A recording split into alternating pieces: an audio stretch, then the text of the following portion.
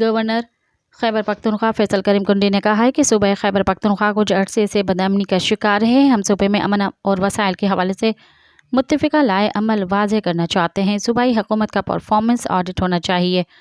Governor house میں ہونے والی آل پارٹیز کانفرنس APC سے ابتدائی خطاب کرتے ہوئے انہوں نے کہا آج کی APC کا انعقاد انتہائی ضروری تھا۔ اصولی طور پر یہ APC صوبائی حکومت کو بلانی چاہیے تھی، لیکن وہ ایسا نہیں کر سکی تو ہم خاموش نہیں بیٹھ سکتے تھے۔ گورنر خیبر پختونخوا نے کہا کہ آج کے APC کے ذریعے کیے جانے والے فیصلوں سے ہم وفاق اور صوبائی حکومتوں کو بھی آگاہ کریں گے۔ ان سے درخواست ہوگی کہ صوبے کی سیاسی نمائندہ جماعتوں کی تجاویز پر عمل درآمد کریں۔ مزید خبرن ऐं तफ़सीलात लाइ विज़िट कयो असांजी वेबसाइट www.awamiNewsHD.com ऐं ॾिसंदा रहो अवामी न्यूज़ HD।